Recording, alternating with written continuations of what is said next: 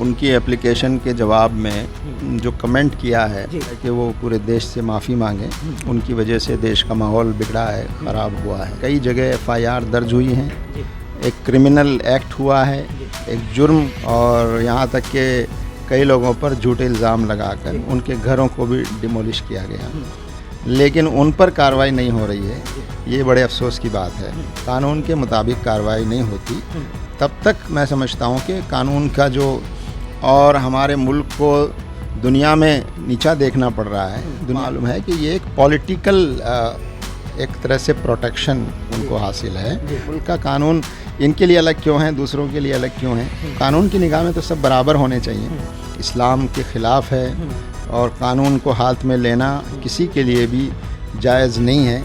समाज में नफ़रत फैलाने का ज़रिया बना रहे हैं। हमें लगता है होनी चाहिए और होगी, और अब तक कार्रवाई का न होना ये बहुत अफसोसनाक है। सुपर न्यूज़ 24 कोलकाता, हर कदम सच के साथ।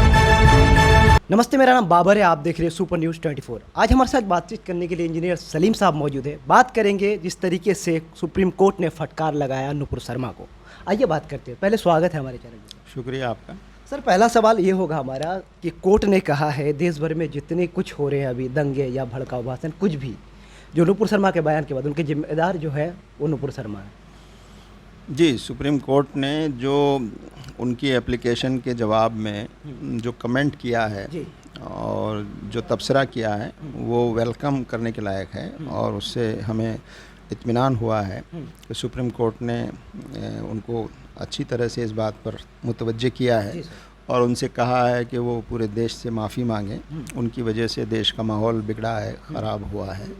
लेकिन हमारा अर्ज़ करना यह है कि मामला सिर्फ़ माफ़ी मांगने तक का नहीं है, बल्कि उनके ख़िलाफ़ मुल्क में कई जगह एफआईआर दर्ज हुई हैं, एक क्रिमिनल एक्ट हुआ है, एक जुर्म का इर्तिकाब हुआ है, और उसके ख़िलाफ़ अभी तक उनके एफआईआर पर कोई कार्रवाई नहीं हुई, न उनकी गिरफ़्तारी हुई, बल्कि जो लोग उनकी गिरफ़्तारी का मुतालबा करने के लिए आवाज़ उठाते रहे उनके ख़िलाफ़ मुकदमे दर्ज किए गए, उनकी गिरफ़्तारियां हो गई, और यहाँ तक कि कई लोगों पर झूठे इल्ज़ाम लगाकर उनके घरों को भी डिमोलिश किया गया।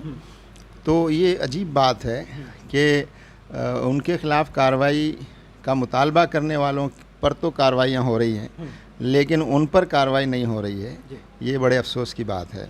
कहा जा रहा है कि उनकी पार्टी ने उनको उनके स्पोक्स पर्सन के पद से हटा दिया या सस्पेंड कर दिया, तो इससे आवाम को कोई मतलब नहीं है, वो पार्टी का मामला है। जब तक उनके ख़िलाफ़ कानून के मुताबिक कार्रवाई नहीं होती तब तक मैं समझता हूँ कि कानून का जो शराइत हैं वो पूरी नहीं होंगी।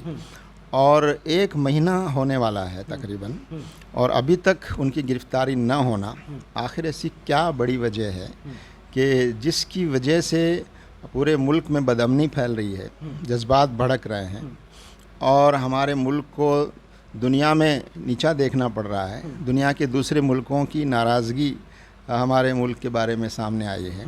इसके बावजूद नुपुर शर्मा के ख़िलाफ़ कानूनी कार्रवाई न होना और उनको एक तरह से बचाने की कोशिश करना, ये बहुत ही अफसोसनाक है। एक टिप्पणी और है, पुलिस के सुप्रीम कोर्ट ने कहा कि पुलिस जिस तरीके से कई जगह एफआईआर होने के बाद भी जो गिरफ्तारी नहीं कर रही है, लगता है दिल्ली पुलिस कालीन बिछा रखा है नुपुर शर्मा के लिए। तो क्या ये कालीन बिछाने वाला जो बात कही है, क्या इसलिए लग रहा है कि ऊपर से कोई ऑर्डर हो या दबाव हो दिल्ली पुलिस को जो नहीं कर पा रही है गिरफ्तारी? देखिए, ये बात तो एक बहुत मामूली सी समझ रखने वाला आदमी भी समझ सकता है कि अगर इनकी जगह कोई और होता या कोई दूसरे मज़हब का मानने वाला होता या कोई मामूली आदमी होता तो फ़ौरन कार्रवाई हो गई होती। या कह सकते बीजेपी को अपोज करने वाले लोग, या तो ये साफ मालूम है कि ये एक पॉलिटिकल एक तरह से प्रोटेक्शन उनको हासिल है, और ये जो कुछ उनके ख़िलाफ़ कार्रवाई नहीं हो रही है उसका कारण भी पॉलिटिकल ही है। कि अगर आप देखिए, इस देश में जो कानून है वो सबके लिए बराबर होना चाहिए, सबके साथ एक जैसा सलूक होना चाहिए।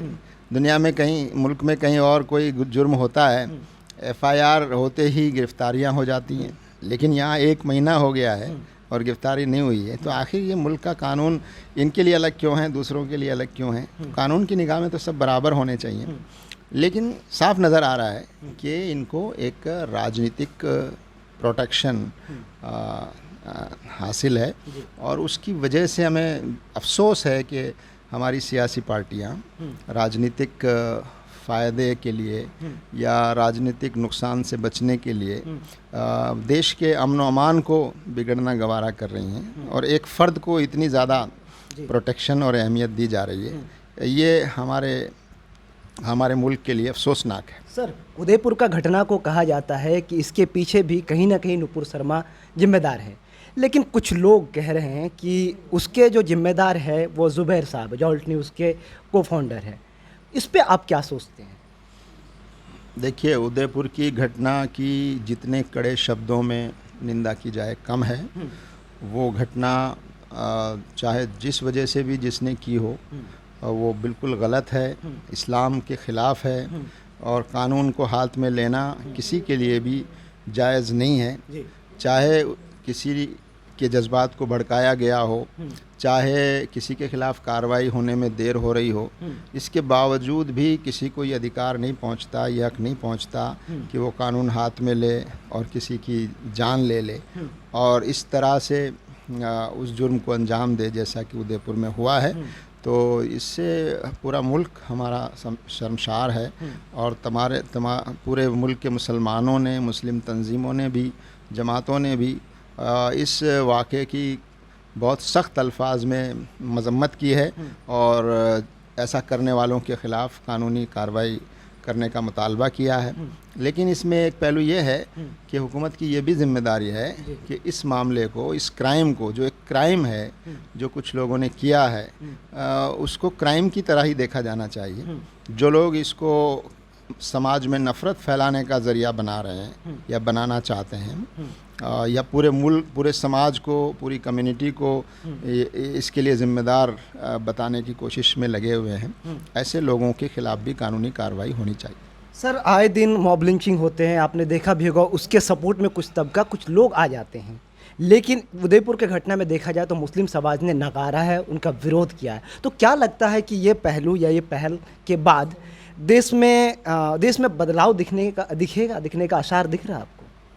बदलाव आना चाहिए। मुसलमानों का, मुस्लिम जमातों का रवैया उदयपुर के इस खौफनाक वाक़े के सिलसिले में जो रवैया है वो काबिल तारीफ़ है, और मुसलमानों ने गलत चीज़ को गलत कहा है, और किसी गलत चीज़ की तायद नहीं की जा सकती।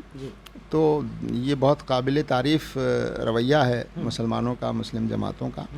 अफसोस की बात यह है कि जब कुछ पिछले दिनों में ख़ुद उदयपुर में ही एक अफराजुल नाम के एक बंगाल के रहने वाले एक शख्स का बहुत बहीमाना कत्ल हुआ था, और शंभू नाम का फ़र्द उसमें शामिल था जी।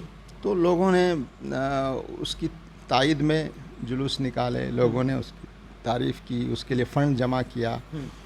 तो ये सब बड़ा अफसोसनाक है, लेकिन हमें खुशी इस बात की इत्मीनान है कि पूरे मुल्क में मुसलमानों का रवैया और मुसलमानों का रद्द-ए-अमल उदयपुर की घटना के बारे में बहुत ही काबिल तारीफ़ है कि उन्होंने एक गलत चीज़ को गलत कहा और उसकी मज़म्मत की, और उसके ख़िलाफ़ कानून के मुताबिक कार्रवाई का मुतालबा किया। सर, ये सारे मामला पिछले 1 महीना से लगभग चल रहा है। मोदी जी का ना कोई ट्वीट आ रहा है, ना कोई बयान। इस बीच क्या लग रहा अब कि नुपुर शर्मा की गिरफ्तारी हो पाएगी? सर, हमें लगता है होनी चाहिए और होगी, और जितना इसमें हम देर लगाएंगे उतना ज़्यादा मुल्क का, समाज का और ज़्यादा नुकसान होगा। और इस घटना की वजह से हमने देखा कि हमारे मुल्क में भी माहौल में कशीदगी पैदा हुई, टेंशन पैदा हुआ, लोगों के जज्बात मजरूह हुए और मुजाहरे हुए, और बाहर के मुल्कों में भी नाराज़गी का इजहार हुआ, और बाहर के मुल्कों ने भी हमारे मुल्क के बारे में जो है सख्त अल्फाज का इस्तेमाल किया। तो ये सब हमारे लिए, हम सब के लिए, भारतवासियों के लिए, भारत की सरकार के लिए ये अफसोस की बात है, शर्म की बात है। और उस एक शख्स के खिलाफ जिसकी वजह से इतना सब कुछ हो गया अब तक, और अब तक कार्रवाई का ना होना, ये बहुत अफसोसनाक है। लेकिन मुझे लगता है कि कार्रवाई होनी चाहिए, और मुझे लगता है कि हुकूमत को भी देर बहुत हो गई है, लेकिन अब भी जल्दी समझ आ जाए और उनके ख़िलाफ़ कार्रवाई हो। और यही इसका हल है कि जो कानून हाथ में लेता है, जो कानून तोड़ता है, जो जुर्म करता है, उसके ख़िलाफ़ कार्रवाई होनी चाहिए। वो चाहे किसी भी वर्ग का हो, किसी भी पार्टी का हो, किसी धर्म का हो, किसी समाज का हो, सबके साथ एक जैसा बर्ताव होना चाहिए। बहुत शुक्रिया सर हमारे साथ। शुक्रिया। तो ये थे इंजीनियर सलीम साहब, जिनका कहना है कि जो भी सुप्रीम कोर्ट का टिप्पणी आया है वो सराहनीय है, वो स्वागत करने लायक है। बहुत शुक्रिया, हमारे साथ देखते रहिए सुपर न्यूज़ 24। धन्यवाद।